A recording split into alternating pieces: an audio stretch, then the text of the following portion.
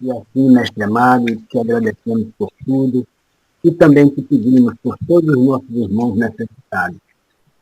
Paz, harmonia, envolvendo os nossos irmãos que se encontram em leitos de hospitais, por aqueles que ainda não conhecem a tua luz, dai sempre tua força e coragem para prosseguir a caminhada. E nesta noite, com a nossa irmã Rose Cabral, vamos em busca de mais um aprendizado e assim possamos vivenciar de maneira harmoniosa esta luz maravilhosa do Evangelho. Que a paz do Senhor envolva e proteja todos nós presentes, por hoje, amanhã e sempre. Assim seja. Vou ler uma mensagem do Evangelho e, em seguida, Rose prossegue com a palavra. No Evangelho segundo o Espiritismo, capítulo 10, bem-aventurados os que são misericordiosos. A indulgência. José Espírito Protetor, Bordeaux, 1863. Espírito, gostaríamos hoje de vos falar sobre a indulgência. Esse sentimento tão doce, tão fraternal que todo homem deveria ter para com seus irmãos, mas que pouco pratica. A indulgência jamais vê os defeitos alheios, ou se os vê, evita falar deles e divulgá-los. Pelo contrário, ela os esconde, a fim de que não sejam conhecidos, e se a malevolência o descobre, sempre tem uma desculpa pronta para amenizá-lo. Ou seja, uma desculpa aceitável, séria e não daquelas que, parecendo atenuar a falta, a destacam de um modo maldoso. Esse é o primeiro e segundo parágrafo da indulgência. A gente possa fazer uma reflexão. Muita paz, Deus proteja a todos. É com você, Rose Cabral. Oh. Gente, boa noite. Mais uma vez, aqui eu não cumprimentei. Que Deus Pai Todo-Poderoso nos abençoe. Sintam-se todos abraçados. Eu que venho aqui diretamente de Olinda. Como é bom a tecnologia, não é? Estamos tão distantes e ao mesmo tempo tão próximos. É por isso que eu digo, as coisas que acontecem é só para melhorar, minha gente. É porque, infelizmente, algumas pessoas utilizam-se do recurso que deveria ser bom, pela nossa própria condição ainda, de espíritos imperfeitos, espíritos de terceira ordem. Né? Então, muitas das vezes as coisas chegam e às vezes a gente, ao invés de aproveitar o máximo, só para o bem, aí tem algumas pessoas que trazem as boas coisas para o mal. A tecnologia foi uma, né? Que tem sua parte de que algumas utilizam de forma errada, mas foi muito bom nos aproximarmos, mesmo estando distantes, conhecer tantas casas amigas, mesmo estando distantes. Bem, a proposta aqui que a casa me lançou, que Alberto me trouxe, foi trazer as frases, né, ditas por Jesus na cruz. Foi uma coisa tão interessante, porque a gente, ao longo desse tempo que a gente vem estudando, a gente ouve, né, essas frases, mas a gente não se aprofunda, assim, não se apercebe de quantas frases foram ditas na ocasião. Eu não sei se os caríssimos já tiveram assim a curiosidade assim de pesquisar. Eu tive, graças a Alberto, né, porque quando ele me deu esse tema, aí eu fui pesquisar e descobri que são 7 frases, né, que Jesus coloca nesse momento em que ele 7 frases, 7 palavras que ele inclui, né, nessas expressões no momento da cruz. E ele traz essas expressões como forma de expressões de perdão, de salvação, de cuidado, de sofrimento, de sede, de consumação à entrega espiritual. As frases, as mais conhecidas, né? Pai, perdoa-me, porque eles não sabem o que fazem. Hoje estarás comigo no paraíso. Mulher, né, são 7 palavras, né, que Deus diz na palavra. Mulher, eis aí teu filho, eis aí tua mãe, que traz uma demonstração de cuidado com a sua mãe e o amor filial para com o apóstolo João, que é o que a gente vai enfatizar nessa noite de hoje, é justamente sobre essa terceira frase, mulher. Aí tem, meu Deus, por que me abandonaste? É um grito de sofrimento e abandono, mas também de profundidade de fé no meio da dor, está lá em Mateus. Tenho sede, né, uma das frases que também foi dita, que expressa a sede física, mas também a sede espiritual, a sede com amor, de obediência, de resignação naquele momento. Tem tudo está consumado também outra fase, que é o anúncio, né, de sua missão redentora que estava chegando, que estava sendo completada.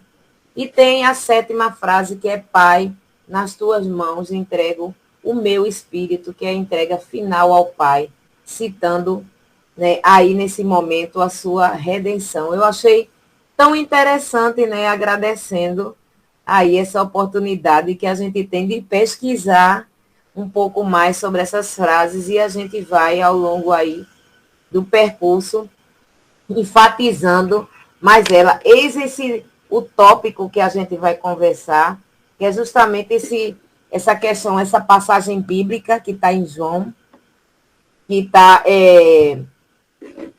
justamente, que fala mulher, que está em João, capítulo 19, versículo 26 a 27, que traz essa mulher, eis aí o teu filho. E ao discípulo, Jesus fala, eis aí tua mãe. E a partir daquele momento, João leva para Maria, para sua casa, segurando, né, que ela não ficasse sozinha e que tivesse alguém para cuidar dela. E você vê que naquele contexto, as palavras de Jesus foram ditas para sua mãe, mostrando para aquele discípulo amado que decidiram, né, que Jesus pediu que ambos cuidassem um do outro. E, ao mesmo tempo, nessa fala, Jesus está se preocupando com a sua mãe, mesmo em seus últimos momentos, né, mostrando o seu amor e mostrando e está confiando Maria ao discípulo João, que acolhe, né, que é aquele amigo simbolizando a entrega de Maria para todos nós cristãos. Eu estudando sobre a vida de Maria, né, porque essa passagem é justamente, eu passo dezembro inteiro falando sobre Maria. Eu tenho vários encontros marcados falando sobre Maria, nossa Mãe Santíssima, nossa Mãe Espiritual. E esse é justamente um dos encontros dela nessa parte final. Então, se você, essa parte do momento dele já na cruz. E aí a gente vê que grandioso esse ato de Jesus em se colocar, em apresentar a mãe nesse momento do contexto, agora não passando, não só como mais mãe só dele, não só apresentando ela para a mãe de João, mas esse ato, ela apresenta, vos apresenta. Ela apresenta, Jesus apresenta ela para todos nós, como nossa mãe espiritual. Naquele momento é como simbolizasse ali ela como a mãe que estava, nossa mãe espiritual, em que nós deveríamos agora também contar com ela. É muito importante. Se a gente vê toda a história, toda essa história bonita de Maria, né? Ela que foi preparada, que foi anunciada, que foi uma jovem que foi anunciada, que estudou, né, no templo, que foi anunciada, que foi preparada para a vinda do Cristo. Eu lembro que logo no começo da história dela, no 8º dia, né, quando ela leva Jesus ao templo, porque era de costume, era tradição levar as crianças logo no começo, e ela apresenta a Simeão, lá no tempo Simeão, que recebia os irmãos, as crianças que chegavam. Então, ele sauda, Maria, tu és cheia de graça, né? E ele, tu és cheia de graça. Aí ele comenta que a partir daquele momento ele já pode morrer, porque os olhos dele já está vindo o Salvador. Imagine Maria, né, com uma criança de 8 dias de nascida, ouvir do templo em que ela foi iniciada, em que ela estudou, em que ela foi preparada, e ela leva uma criança lá com José e ouve de Simeão, aquele que coordena o templo, ouvir que ela é cheia de graça, que o Salvador acaba de vir, que os olhos dele, que ele agora poderia morrer, porque eu já tinha visto o Salvador. Mas, ao mesmo tempo que ele diz isso para Maria, ele olha para Maria e diz que uma espada, uma espada de dor cruzaria o seu coração. Imagine uma mãe ouvindo isso, né? Que uma espada de dor cruzaria o seu coração.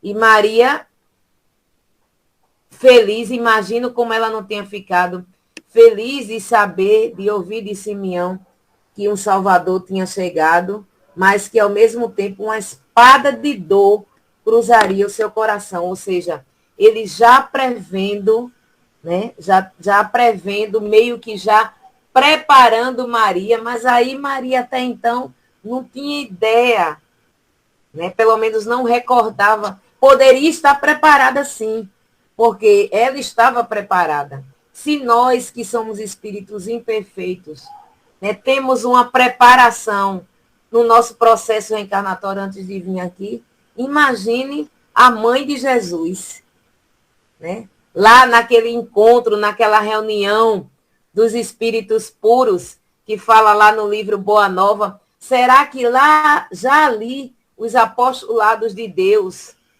não conversou com o espírito de Maria acerca, não preparou do que ela enfrentaria aqui? Com certeza, com certeza.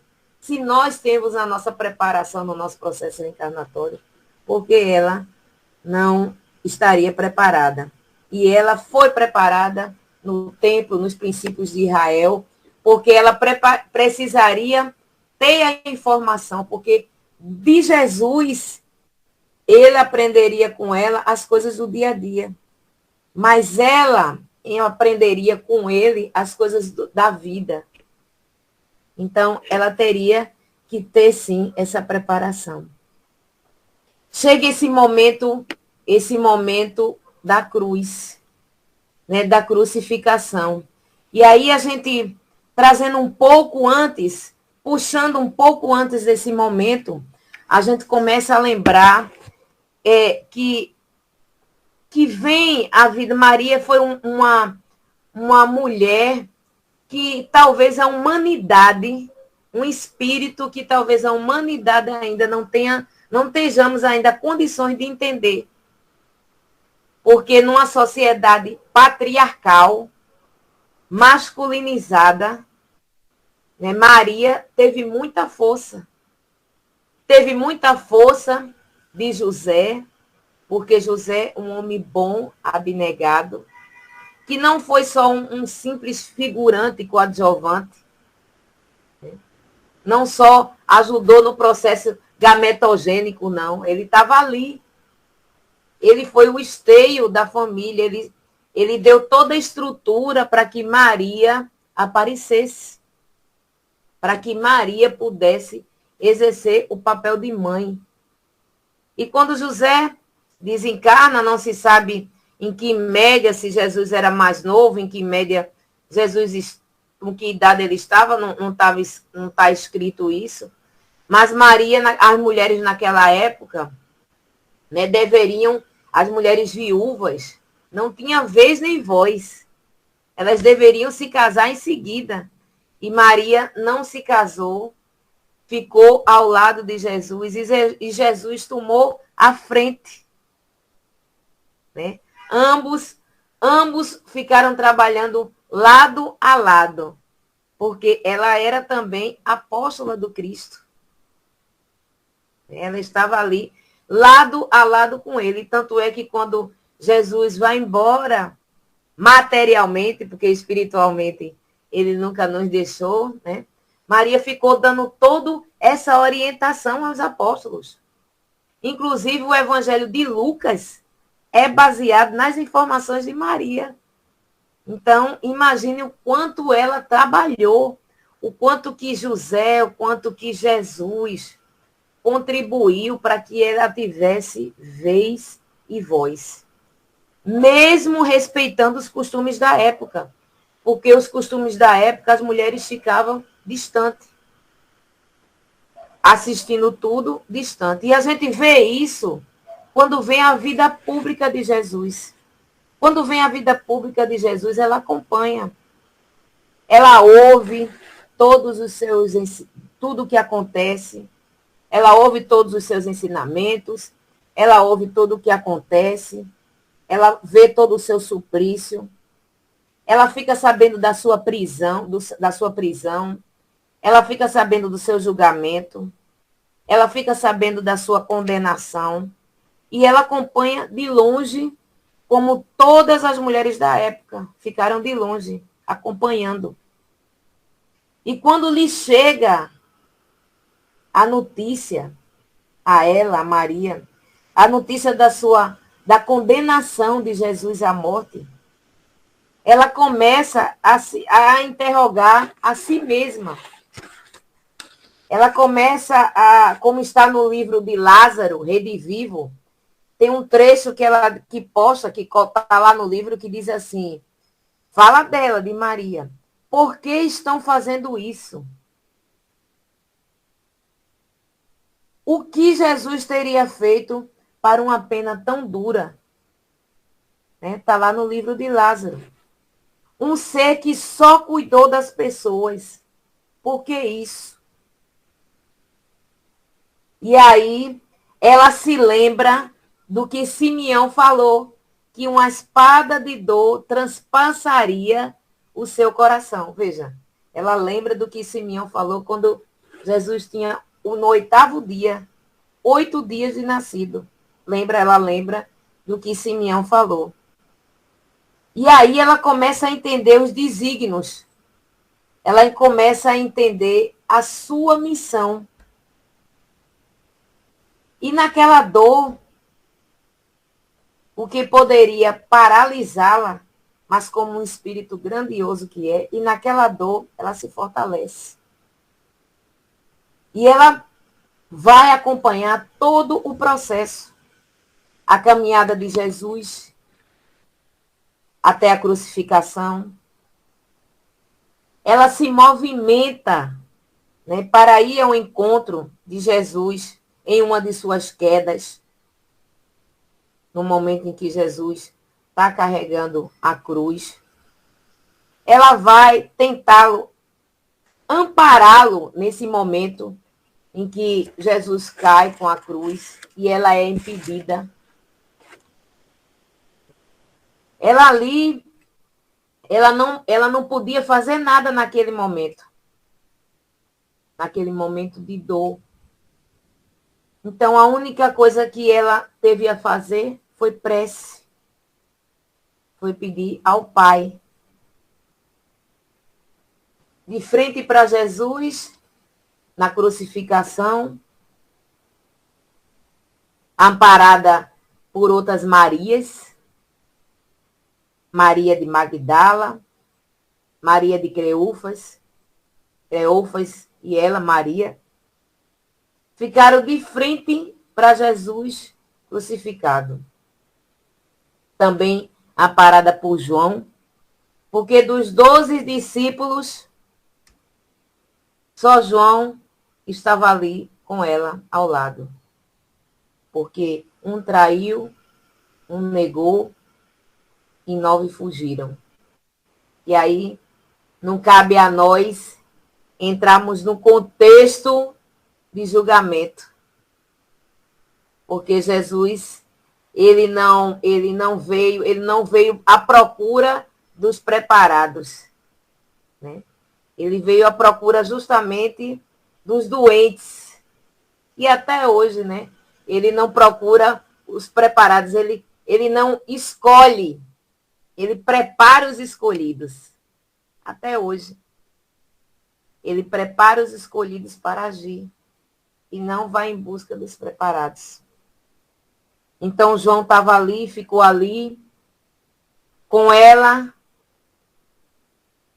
e Jesus olhando para eles, entendia que Maria sozinha não poderia ficar. E aí chega o momento de dizer a ela, e se reporta a João e a ela, e diz: João, eis aí sua mãe, e apontando para Maria, ele diz: Maria, eis aí seu filho. E naquele momento é um momento em que a gente falou há pouco, que simboliza que Maria deixa de ser a mãe de Jesus para ser a nossa mãe santíssima, para ser a nossa mãe, a mãe de todos nós. E é justamente nesse momento dessa passagem, ele desce a cruz, tiram Jesus da cruz, e é colocado ele no colo dela, né, de Maria. E que, segundo a tradição, essa foi uma das 7 dores que Maria passou no contexto. O primeiro momento de dor foi na Anunciação. A segunda, a fala de Simeão. A terceira, a fuga para o Egito. A quarto momento de dor, Jesus carregando a cruz. O quinto, Jesus sendo crucificado. O sexto, Jesus no colo. E o sétimo, Jesus sepultado. E interessante que a gente faz essa pesquisa, e até então a gente não tinha, não é, essa dor, e a gente vê que esse momento em que Jesus é colocado no colo é a 6ª dor de Maria, né? Colocado, relatado, trazido pelos estudos. Jesus é sepultado, reaparece, e não reaparece, veja, não reaparece para Maria. E ela nada reclama. Pedro, ao contrário, quando Maria de Magdala diz que encontrou Jesus, Pedro diz: mas como?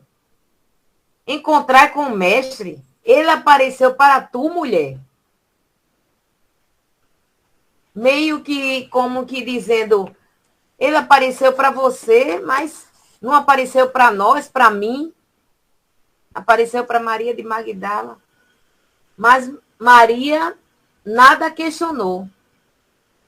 Não reclamou, não ficou triste porque Jesus não apareceu para ela, porque ela entendeu que naquele momento em diante, Jesus não era mais o filho dela, era o Cristo, né, que estava ali para trazer o amor mediante a dor, para trazer a salvação mediante aquele cenário.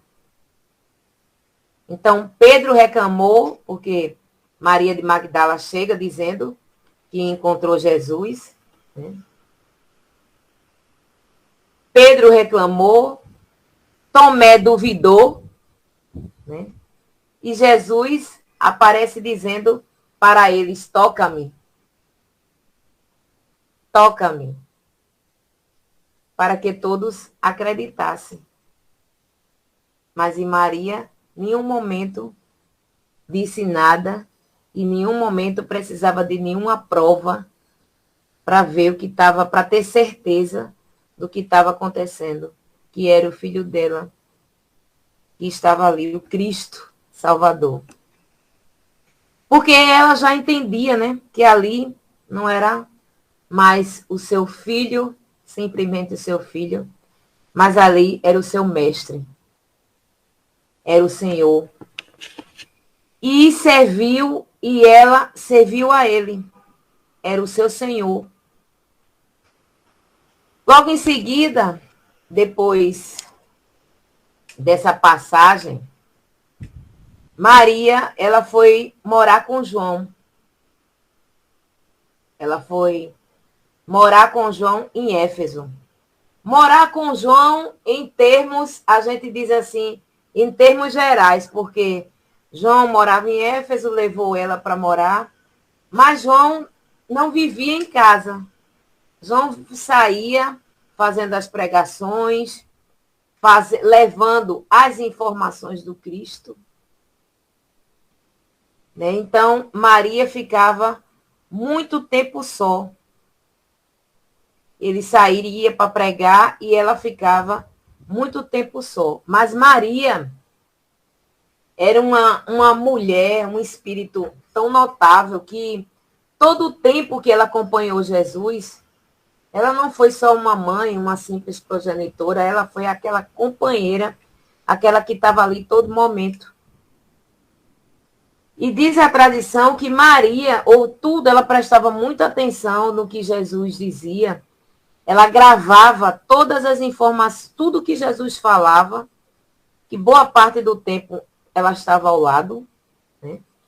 E ela gravava tudo que Jesus pregava e tudo que Jesus dizia. Ela guardava, né, gravava, justamente para depois repassar.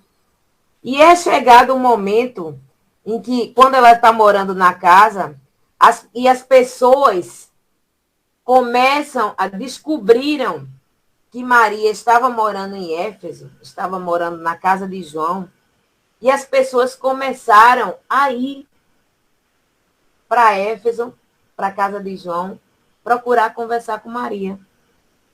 E ela começava a ter esse diálogo fraterno. Que pessoa melhor teria para conversar conosco, imagine, para nos confortar no momento de dor, para falar sobre toda a trajetória de Jesus, sobre tudo o que ele passou, sobre tudo o que ele pregou, sobretudo sobre o que ele colocou como exemplo. Porque Jesus ele não deixou nada escrito, mas ele deixou muito mais. Eu costumo dizer que ele deixou muito mais do que a escritura. Ele deixou o exemplo. Não é? Quantas e quantas passagens, né, de Madalena, essa passagem de Madalena mesmo me toca muito. Porque só um ser de muita luz, de muita convicção e de muito exemplo pode parar uma tragédia, sem gesticular, sem fazer gestos exaltados, sem grandes argumentos, mas trazendo as pessoas à razão. E no momento em que todos estão ali, né, para apedrejar a mulher traidora, momentos que todos estão ali, ele se abaixa, começa a escrever algo, frases que chamam as pessoas à consciência, que chamam as pessoas a rever, a trazer as suas falhas, a trazerem as suas reflexões naquele momento em que ele está abaixado, escrevendo na areia. Até ele dizer que aquele que não tiver pecado, né, atire a primeira pedra. É muita reflexão. É trazer essa informação com muita certeza. Com muita convicção de que todos aqueles, principalmente os mais velhos, o que estavam ali a julgar, mais ferozmente, é que tinha mesmo a resgatar. É aí que tinha pecados. Então, aquele que não tivesse falhado, que não tivesse pecado, que jogasse a primeira pedra. E aí, quando ninguém joga, ele olha para Madalena. E cadê aqueles, né, todos aqueles que estavam lhe julgando? E ela disse que todos se foram. E ele faz o comentário que se todos que julgavam, que estavam ali para julgar, não fizeram esse julgamento, não seria ele, mas que ela saísse dali no comprometimento de se tornar uma pessoa melhor. Vá e não erre mais. Esse comprometimento que Jesus nos pede a todos nós, né?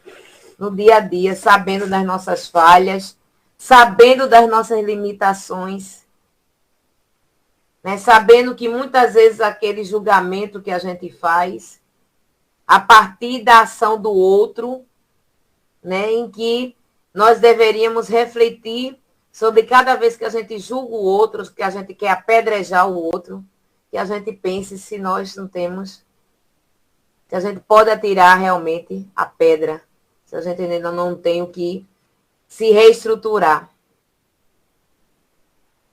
E a partir daquele momento, em Éfeso, Maria recebendo todos os irmãos, tratando fraternalmente, trazendo o evangelho, trazendo os ensinamentos de Jesus, o evangelho do Cristo, já agora.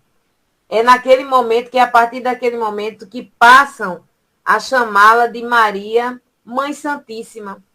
Às vezes a gente pensa que esse termo Mãe Santíssima veio da igreja, veio de alguma instituição. Eu mesmo pensava, né, que esse termo Mãe Santíssima vinha de alguma instituição.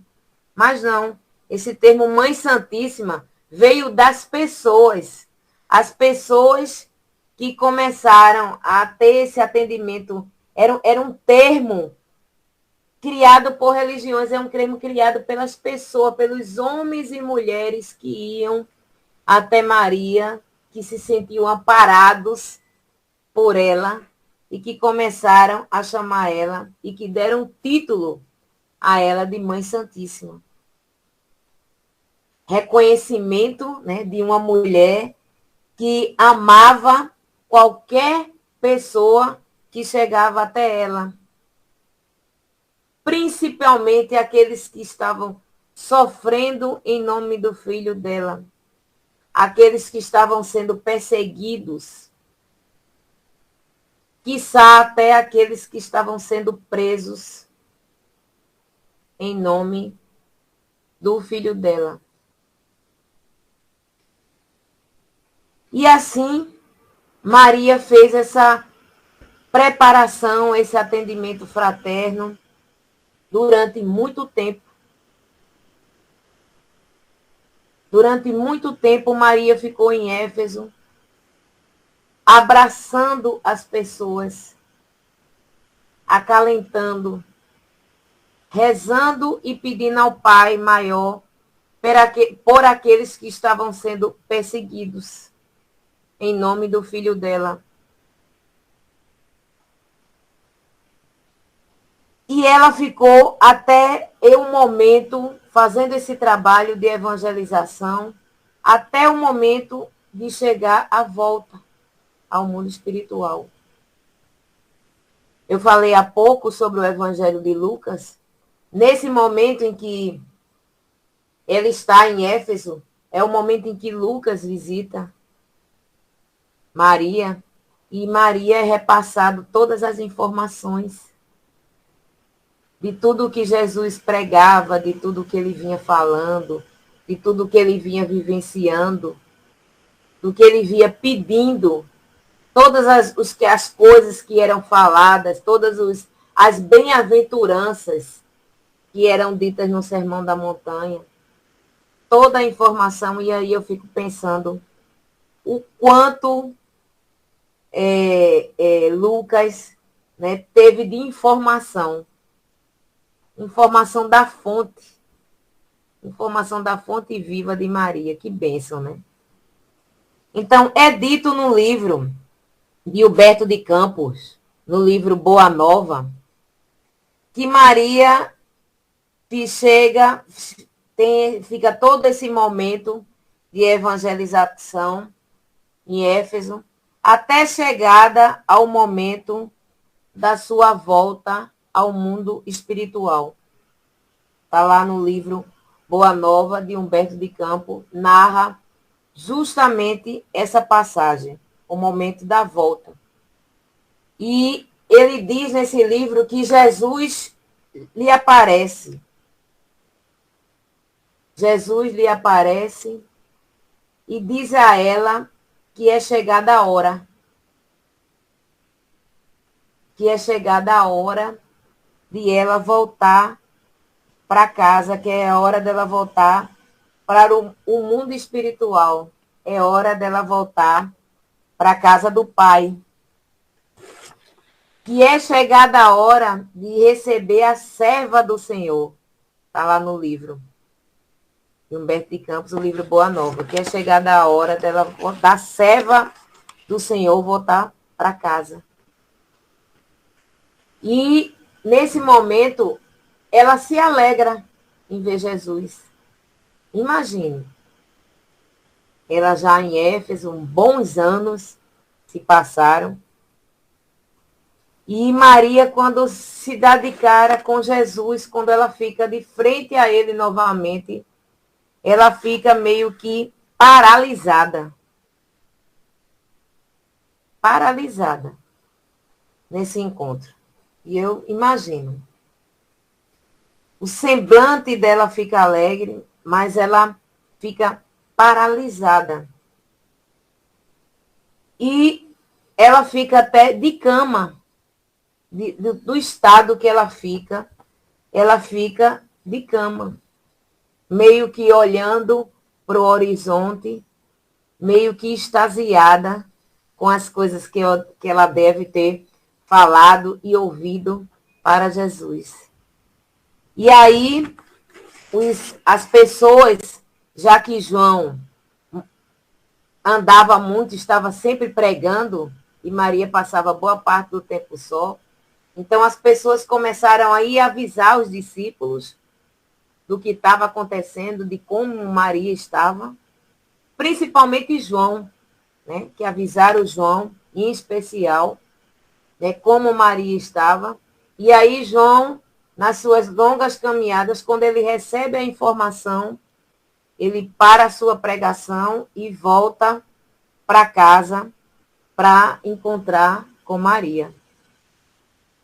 E ali, diante dos discípulos, e ali chega João, chega os demais discípulos, e aí, diante dos discípulos, ela desencarna. E aí, nesse momento do desencarne, ela é recebida pelo anjo. É dito a ela que agora é chegada a hora dela voltar para casa. Para o mundo espiritual, para a casa do Pai. E aí, Maria, ela faz um pedido. Veja que espírito grandioso. Por isso que eu digo que, às vezes, que a grande maioria das vezes, muito de nós não crescemos tendo a informação de quem foi esse espírito, essa mulher que esteve com Jesus lado a lado, volto a dizer, né, acompanhando ele todos os momentos, tanto nos momentos bons, em que ela via as curas, os ditos milagres, como nos momentos de dor. Ela estava ali, mesmo quando Jesus, em tenridade, né, tem um momento que Jesus é apresentado ao templo, e existia um ritual chamado Bar Mitzvah. Esse ritual era feito quando as crianças faziam seu 13º aniversário. Nesse momento do 13º aniversário, aí as crianças eram apresentadas ao templo, e aí as crianças, era a maior idade da vida religiosa. A partir daquele momento, as crianças passavam a ter uma maior independência, uma maior informação da religiosidade, e os homens passavam a andar com os homens, com o pai. Então, daquele momento em diante, Jesus não passaria mais a andar com Maria, e sim com José. Quando ele fizesse 13 anos, era esse ritual judaico Bar Mitzvah. Só que Jesus é levado ao templo antes desse ritual, porque Jesus, quando foi ao templo no 8º dia, apresentado por Maria, que Maria apresenta a Simeão, mas quando Jesus tinha uns 12 anos, ainda não tinha uns 13 anos, Jesus vai novamente ao templo, porque era de costume de Maria, já que Maria foi iniciada ao templo, estudou no templo. Então, Maria sempre levava para conversar com os senhores do templo, os doutores da lei.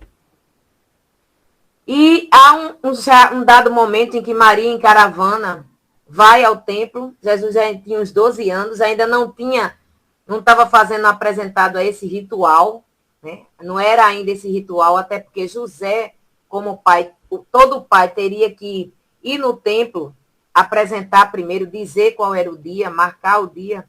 Então ainda não era esse ritual.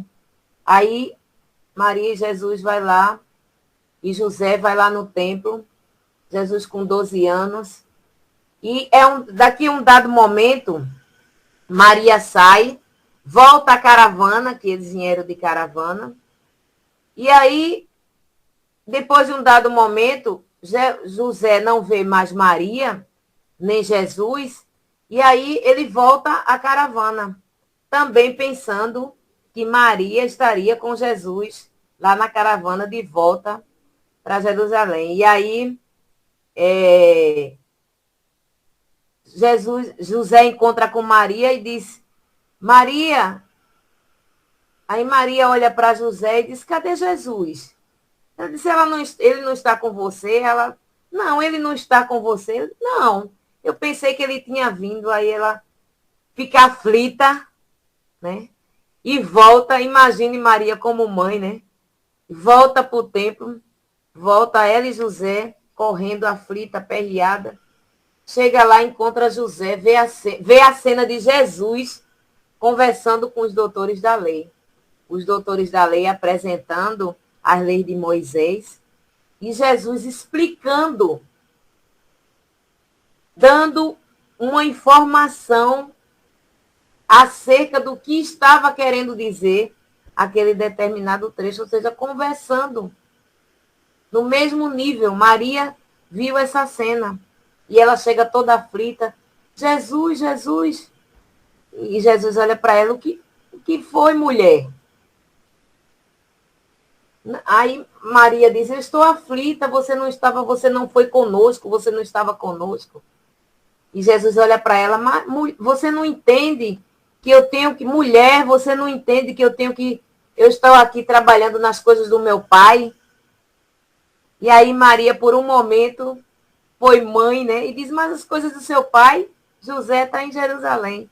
E depois ela se toca, né? E entende que as coisas do pai, que ele estava querendo dizer ali, era do pai maior. Né? E aí, naquele momento, ela viu a grandiosidade. Para você entender, para a gente entender o que é esse espírito. Quando eu digo que a humanidade, a gente ainda não teve condições de entender e de valorizar o que é esse espírito. O que foi esse espírito Maria. Porque quando chega o momento, né, que ela desencarna em Éfeso, junto dos discípulos, é recebida pelo anjo. O anjo chega até ela e diz a ela que é chegada a hora dela voltar para casa. E ela pede para não ir. naquele momento. Ela pede que ela gostaria de, antes de voltar para casa, para o mundo espiritual, ela pede para visitar os filhos, os irmãos que estão sofrendo em nome do Cristo, que estão sendo perseguidos. Ela coloca assim: eu gostaria de ver os meus que ainda estão em luta em nome do meu filho. Eu gostaria de ver os meus, de visitar os meus, aqueles que ainda estão na luta em nome do meu filho. E aí, como não atender um pedido de Maria, já em espírito? E aí Maria é elevada ao alto e ela começa a enxergar toda a região de Nazaré, Cafarnaum, Éfeso, o lago. E dizem a ela: vamos? Ela disse: ainda não. Sei que muitos padecem em nome do meu filho. E ainda eu quero estar com algum desses que estão em sofrimento, em amor ao meu filho. Quero estar com eles antes de voltar. E aí, os espíritos de luz, o anjo, leva Maria até Roma, em espírito. Maria vai parar no subsolo, no porão, onde ficavam as celas, onde ali estavam vários irmãos, vários cristãos. Ali ela vai ver. E ali ela percebe a angústia que está todos aqueles irmãos na cela. Ela percebe o medo. Ela percebe o desamparo. E ali ela fica. E no momento ela faz uma prece em espírito por todos aqueles irmãos que estão encarcerados, que daqui a pouco vão sair das suas celas para irem para a arena. E ela faz uma prece. Em seguida, no momento que ela termina a prece, ela vai até uma jovem.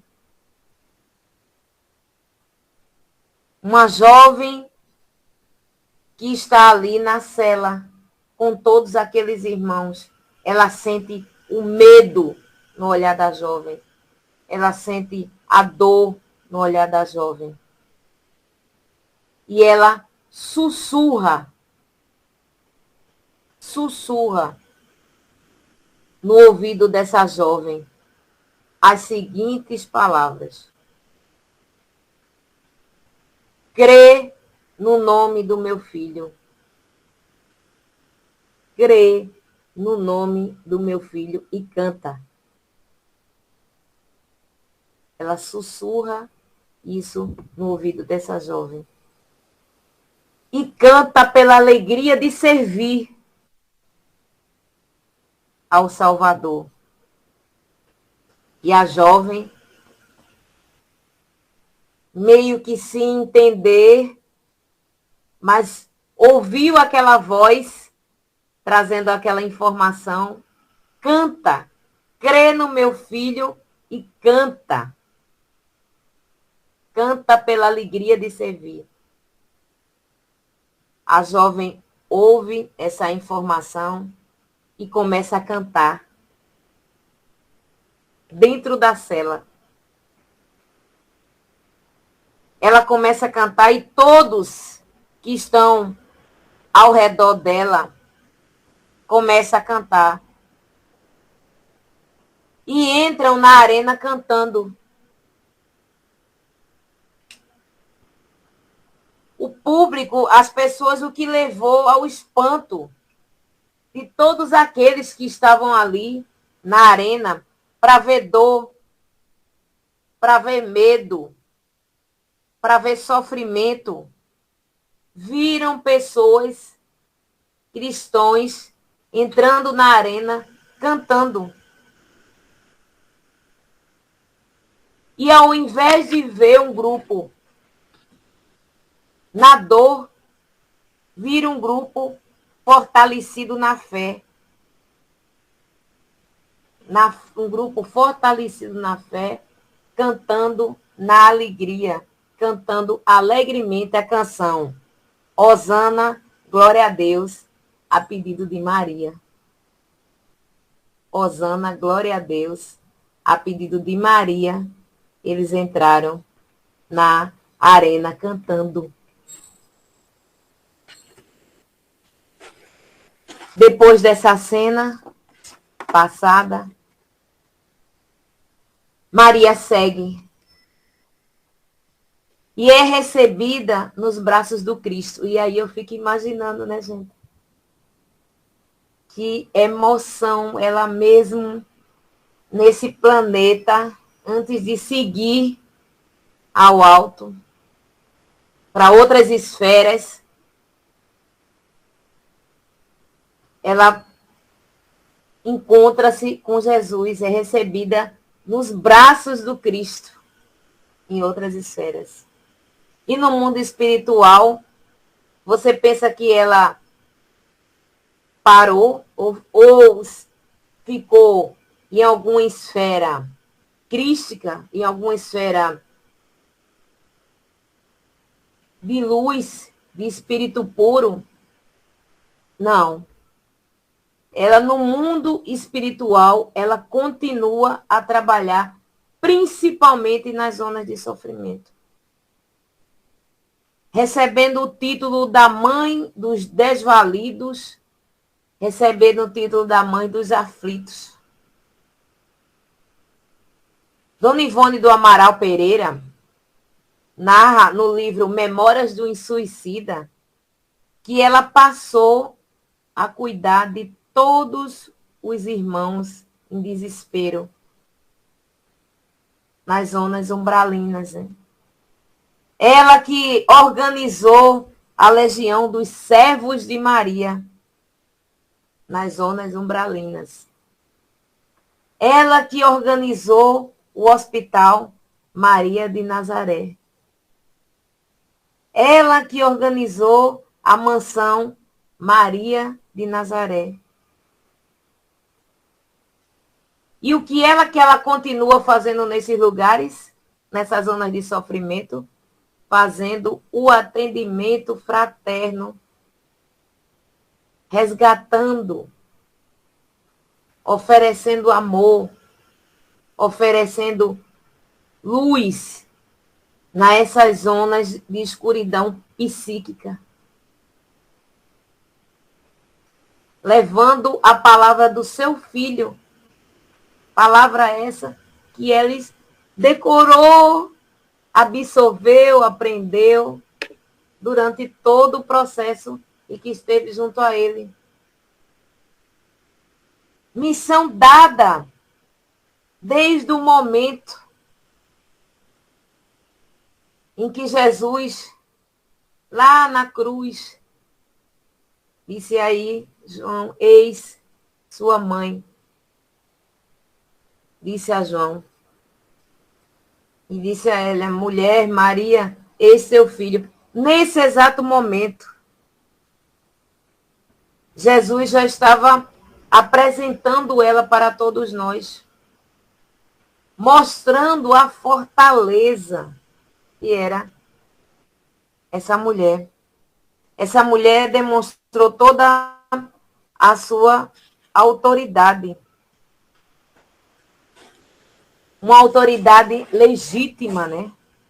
que é aquela que se apoia no exemplo, que se apoia no exemplo do bem. É essa autoridade que a gente fala. E Ivone Amaral diz, e Dona Ivone Amaral diz que ela continua essa autoridade legítima do bem até hoje, todos os dias. E que a prova disso é que ao cair da tarde, traz no livro Ivone Amaral, que ao cair da tarde, evoca-se o nome de Maria, que eles chamam de a hora do ângeles. Todos os dias, no final da tarde, clamam o nome de Maria, é a hora do ângeles. Que aqui copiamos.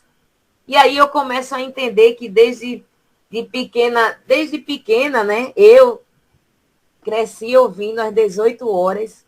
Hoje a gente tem esses costumes, em que eu lembro que todas as rádios, eu moro aqui em Olinda, num bairro aqui populoso, e eu lembro que todas as rádios, eu com 5 anos, 6 anos, todas as rádios se conectavam às 18 horas na Ave Maria. E a gente ouvia várias casas, o rádio de várias casas se conectando. E eu ficava pensando de onde vem essa informação, né? Não é informação daqui que foi para lá, não. É informação de lá que veio para cá. A gente foi intuído, porque já que acontece isso lá todos os dias, que é a hora do ângelo, no final da tarde, então meio que alguém foi intuído a começar esse ritual aqui. E eu não sei se porque ao longo do tempo eu ainda tenho eu gosto de das 18 horas eu colocar numa determinada rádio e ouvir e fazer uma prece antes de sair do trabalho e me conectar. Não que a gente só deva se conectar às 18 horas, a gente tem que abrir esse portal e estar conectado, né? Toda hora, todo momento, com os nossos guias, os nossos mentores, a nossa Mãe Santíssima, com Jesus, com o nosso anjo da guarda. Não é só às 18 horas que a gente tem que criar esse ritual. Mas como foi nos passado de costume, né, eu não sei por que a gente, ao longo do tempo, deixa, né, de adquirir certos costumes, como esse de ouvir Ave Maria, como a benção mãe, né? E hoje, quando a gente dá um benção mãe, é como se a gente fosse um ET. Né? Eu mesma, eu lembro um dia desse, minha mãe ligou lá para a empresa onde eu trabalho, no telefone, eu disse benção mãe, todo mundo ficou olhando. Parecia que eu era um ET, né? Que estava dizendo uma coisa estranha. Né? A gente não vê mais as pessoas, pensam a mãe, pensam a tia, né? Crescendo com essa reverência, que não é um ritual. Que Jesus não criou nenhum ritual e o Espiritismo também não coloca nenhum ritual, mas é um costume tão doce, né? Que ampara a gente, que pede, que a gente faz com que a gente clame por esse momento da Mãe Santíssima, né? Da nossa mãe. Imagina a gente pede a bênção e uma mãe diz, vá com Deus, que Deus lhe acompanhe. O quanto a gente vê ainda algumas pessoas perdendo essa oportunidade de receber esse que Deus lhe acompanhe. Como Dona Ivone Amaral bem diz, essa não foi uma invenção daqui para lá, foi uma invenção de lá, foi um ritual trazido de lá para cá e que nós copiamos e fazemos por um bom tempo essa reverência, né, em que ainda nós nos reverenciamos. Então, a gente vê, gente, eu trouxe esses estudos, esses salpiscos de informação sobre essa passagem, porque ainda hoje as informações em que a gente vê de Maria são salpiscos. Numa pesquisa em que eu fiz, em que eu peguei de Simeão Pedro, que foi ele que fez essa pesquisa, ele fez uma pesquisa em que no Novo Testamento, em todos os evangelhos, só existe 7 frases mostrando falas de Maria. 7 frases. Frases dirigidas a ela, a Maria, só tem 8. 8. Citações a respeito dela, só tem 3. 3. Ou seja, nós temos salpicos nos textos, nós temos salpicos de informação. Entretanto, Maria teve com Jesus todo o tempo. Desde quando ela recebeu a informação do anjo Gabriel e que ele estaria, até a sua crucificação e a sua volta para casa no corpo físico, porque o espiritual, eu gosto sempre de salientar isso, porque às vezes eu tenho algumas amigas que são evangélicas, aí quando as coisas, com todo respeito, e como são minhas amigas, eu tenho intimidade para falar, e algumas dizem assim, isso aí, olha, está perdido, mas quando quando Jesus voltar, né, isso vai tá tudo resolvido, porque ele vai fazer uma relação dos bons para cá e dos ruins para lá. E aí, quando eu tenho umas amigas que dizem isso, olha, quando Jesus voltar, eu disse, e ele foi embora quando? Né? Eu tenho umas amigas que eu digo isso, vem cá, e quando foi que ele foi embora? Aí elas começam a rir, né? Eu sei, porque ele nunca foi, né? Imagine se ele fosse embora, hein? E deixasse a gente aqui nesse planeta de expiação e prova, governado por ele. Ele em espírito, nos intuindo, nos assessorando, deixando vários mentores, guias espirituais, nossos anjos da guarda, que cada um de nós temos, a serviço dele, nos assessorando, e ele estando aqui, imagine se ele não estivesse, hein? Então, eu sempre costumo dizer isso, que ele nunca se foi, está aqui entre nós, e nossa mãe, assim como nossos guias, nossos mentores, nossos espíritos familiares que estão a nos proteger e a nos trazer informação, principalmente nossa Mãe Santíssima, nossa Maria, nossa Mãe espiritual que está aqui para nos receber de braços abertos e ver as nossas vicissitudes, já que ela foi colocada como mãe dos desvalidos e dos aflitos. Então, que possamos entender esse momento de Jesus de profundo amor, até o último momento de vida corporal, de vida material, até o último momento ele exemplificou. Né? Ele não precisou, volto a dizer, deixar nada escrito, mas ele colocou o exemplo. Né? O exemplo dele em vida espiritual e em vida material, quando estava aqui entre nós.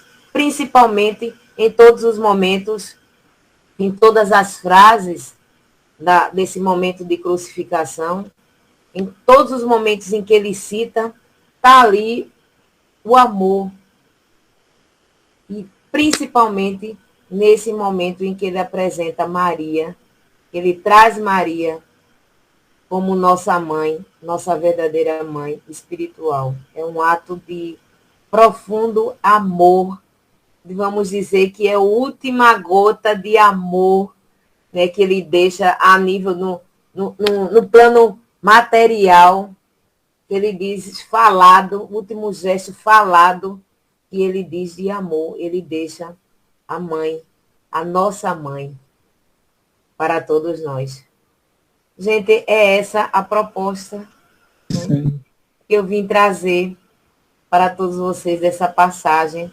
É muito importante, que é uma conexão da vida de Maria, né? Se você vê essa passagem, você traz todos os relata a todo momento o papel dela aqui, o papel de Jesus em todas as passagens.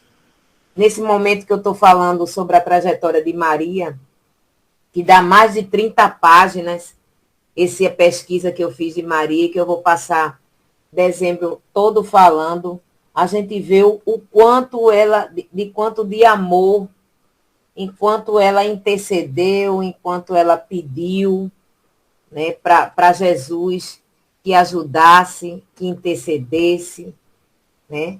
Então, o quanto o papel dela como mãe, acima de tudo como apóstola do Cristo, o quanto ela estava preparada a todos os momentos, desde aquele momento, desde o primeiro quando ela recebe os presentes, que diz a tradição que ela recebeu 3 presentes, né?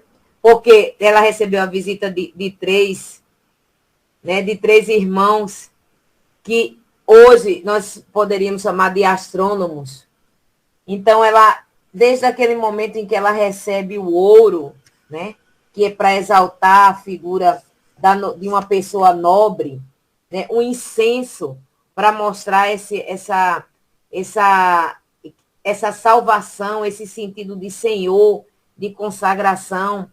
Quando ela recebe a mirra, né, nesse momento que ela recebe a mirra, que a mirra era dada para quando no momento de unção, para passar no corpo que estava morto. Então, você vê que em todos esses momentos, desde lá do começo, Maria entende todo o processo. Tudo que ela vai passar, ela vai pegando as informações. Já é um espírito que já foi preparado, logicamente, antes de estar aqui, mas as informações vão fluindo e ela vai repassando essas informações ao longo do tempo, principalmente depois que Jesus segue, que Jesus volta ao mundo espiritual e ela segue com a sua pregação, né, informando justamente o que Jesus nos trouxe, do amor, da regeneração, da salvação, da resignação, né, do amar a Deus sobre todas as coisas e ao próximo como a si mesmo.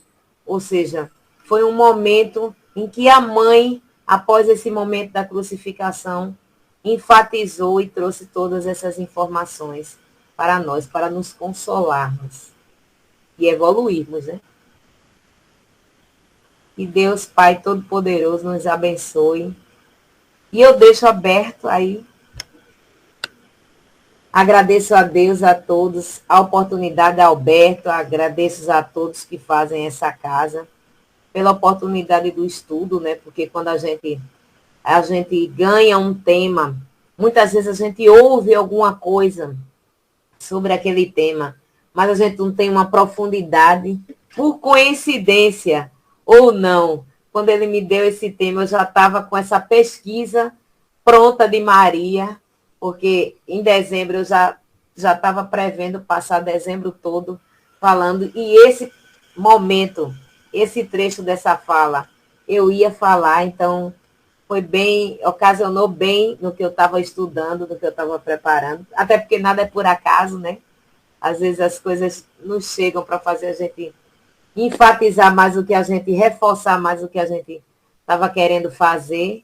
E aí eu agradeço a todos vocês a oportunidade bendita, né, do estudo. Alguém dizer mais alguma coisa? Alguma pergunta?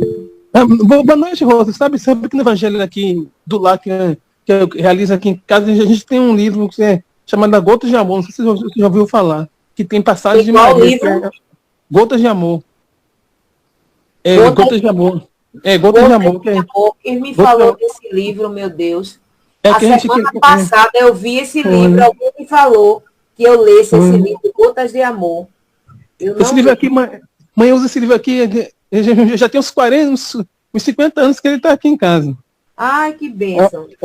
A gente sempre faz evangelho usando o evangelho no lar, lendo ele. As mensagens são todas de Maria, todas Pronto, do você é a grupo de Maria, segunda exato. pessoa que disse que eu lesse esse livro, Gotas de Amor. E eu anotei aqui justamente para ler. Gotas de Amor. Esse livro acho que tem mais de 50 anos que da editora. Ele é bem velhinho aqui. Aí eu sempre utilizo ele para fazer o evangelho no lar, porque todas as passagens de Maria tem as frases de Maria falando sobre, né, de tudo, né? É tipo o evangelho, assim, tem todas as passagens de Maria. Ela tem todo o evangelho, se você prestar atenção, ela tem todo o evangelho do Cristo, porque diz na tradição que ela memorizava tudo para falar depois. E ela falou tudo para Lucas, né? O evangelho de Lucas e é todo das falas dela. Então, assim, imagine o quanto esse livro, Gotas de Amor, não deve ter de informação, né? Trazida dela do convívio com Jesus, né? Um abraço, querida. Um Feliz Natal. Obrigada. Tudo novo, bem. Disse. Boa noite, meus irmãos de caminhada. Boa noite, querida. Rose, sabe o que eu estava pensando aqui? Nada é por acaso. Eu sempre tive, assim, até acho que eu já falei em alguma palestra que eu queria, assim, que falasse alguma coisa sobre Maria, sabe? Porque é a primeira vez que eu estou escutando falar sobre Maria. Tá vendo? A vida dela. E eu fiquei assim, aí eu falei, nada é por acaso, e é uma, assim, porque eu não sei mesmo. Porque eu penso assim, gente, Jesus, imagina a luz de Jesus, a evolução. Agora imagine um ventre de Maria carregando Jesus. Gente, isso aí é o máximo, né? Pois é. E outro dia, numa palestra... E a gente vê espíritas falando, assim, a gente falando tão pouco dela ainda, né? É assim. E aí outro dia, eu estava vendo uma palestra, assim, lá no centro. Aí o palestrante falou uma coisa que eu achei bem interessante, sobre Maria. Assim, porque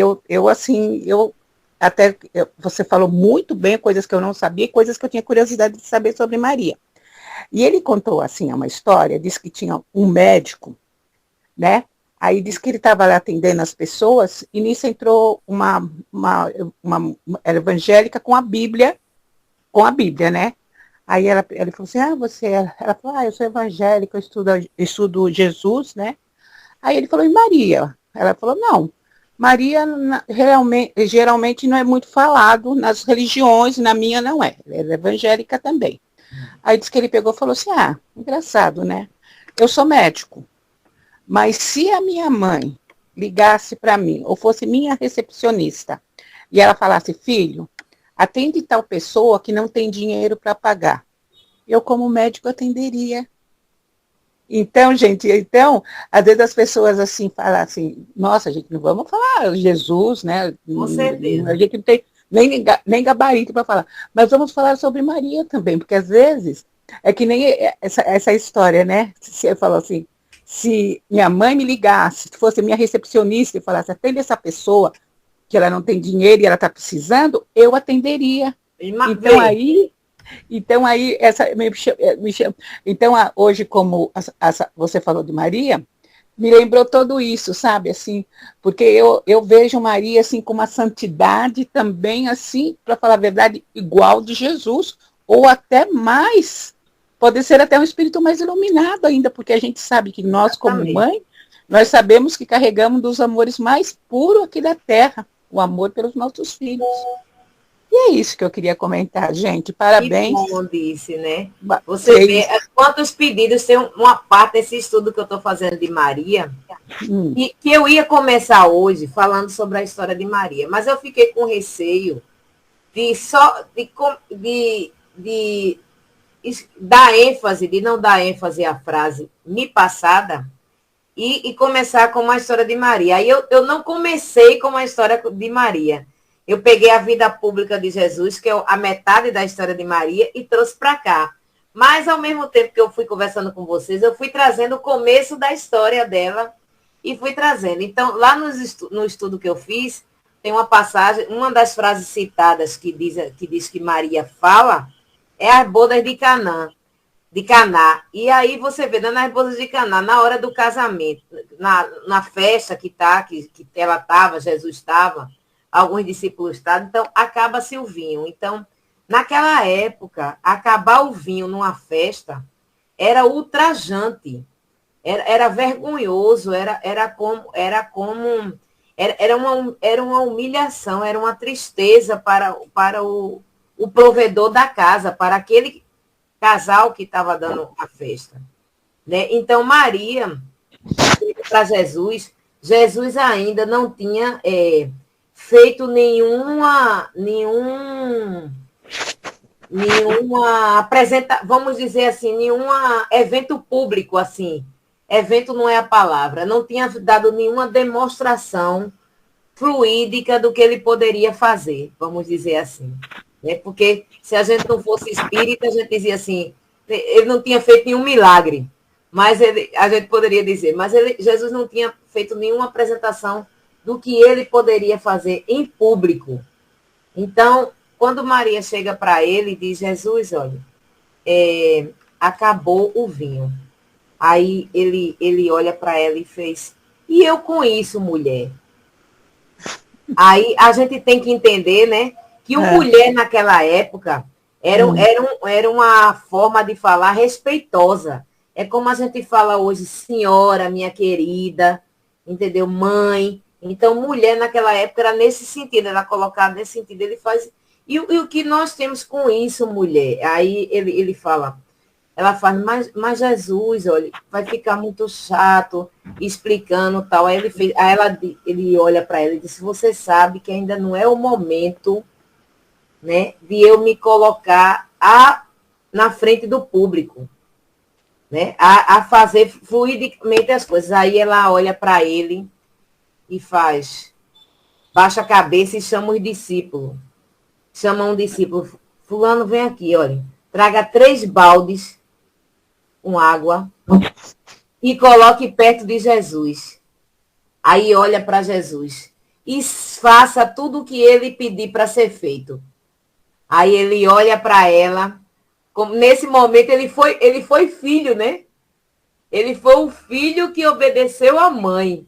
Nesse momento ele faz o trabalho fluídico e transforma água em vinho. E aí eu fico pensando, essa foi uma das coisas que ele pediu, que está registrado. E aí inúmeras coisas que ela não deve ter pedido, né, intercedido, e não está registrado para a gente saber, não é? Com certeza teve muita coisa que ela pediu a intercessão dele, e ele o fez como bom filho. Viu que o propósito era digno, que ela era uma mulher digna, e ele fez. Então a gente tem que reverenciar. Verdade. Vamos pedir para a mãe que o filho obedece.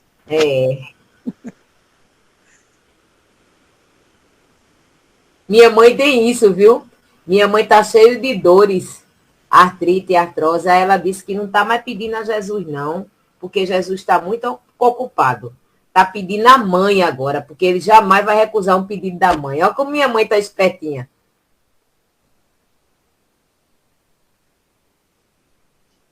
Boa noite, Rose, boa noite a todos. Boa noite. Quero te parabenizar pela tua lindíssima palestra. Minha querida. Por trazer conhecimentos para nós sobre Maria, que, como Dirce falou, é tão pouco falado, né? E é um ser tão iluminado. Pois é. E, assim, eu achei bem interessante você falar sobre a bênção, né? O quanto é importante ensinar os nossos filhos, as novas gerações que estão agora, da bênção, quem foi que tirou a bênção, né? Pois é. A bênção da mãe, quem foi que tirou? É que o pessoal acha feio. Eu tenho uma netinha de 3 aninhos de idade e desde pequenininho eu sempre falo, e a benção da vovó? E esses dias ela indo embora com a mãe dela, ela falou, peraí mamãe, eu esqueci da benção da vovó. Voltou para me dar benção. Olha que coisa boa, tá vendo? É isso aí. Então, são valores que a gente tem que estar resgatando mesmo. É.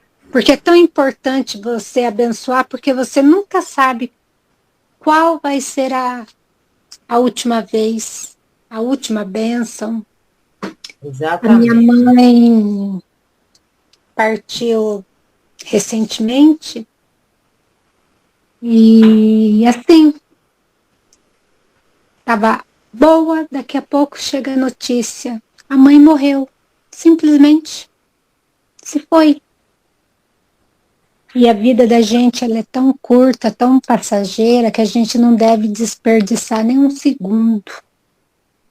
Principalmente em dizer que a gente ama, dar bênção, abençoar, ser abençoado. Exatamente. Porque a nossa vida é breve. É efêmera. Eu costumo dizer que a gente tem tanta coragem para dizer eu não gosto de fulano. Eu não gosto Justamente. desse fulano, eu não vou com a cara de fulano. A gente tem uma coragem muito grande de dizer isso. E a Sim. gente é muitas vezes covarde, que a gente não diz a pessoa que ama, que ama. E aí fica aguardando para dizer quando. Porque esse dia pode até não chegar, né? Pois A é. gente fica esperando por amanhã. Amanhã eu digo que amo. No final de ano eu digo que amo. Quando ele fizer aniversário eu digo que amo. E essa data pode até nem chegar fisicamente, né? Justamente. Temos hoje e sentimos hoje, né? É. Não deixar para fazer amanhã o que você pode fazer hoje. Parabéns, viu? Eu que Gostei agradeço demais da tua a palestra. luz, eu que agradeço a luz, o companheirismo de todos que estão aí na sala.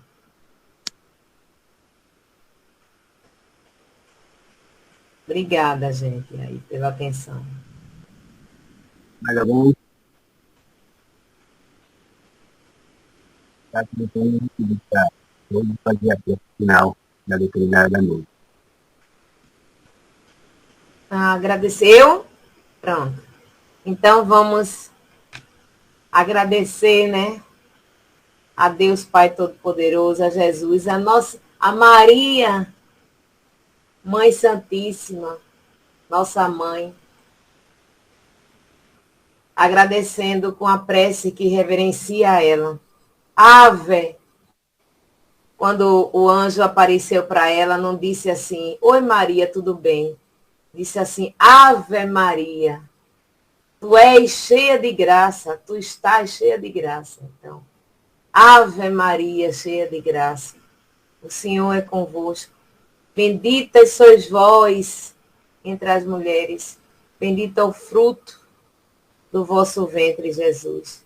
Santa Maria, Mãe de Jesus, rogai por nós, devedores, sofredores, desvalidos, aflitos, agora e na hora do nosso desencarne. Assim seja. Que possamos, nos momentos de dor, de sofrimento, de angústia, de incerteza, segurar na mão da Mãe Santíssima. Acreditar que ela jamais abandona um filho. Ela não abandonou Jesus. Jesus vos deu ela para todos nós e ela jamais nos abandonará. Que possamos ter fé nessa força dessa Mãe Santíssima. Assim seja.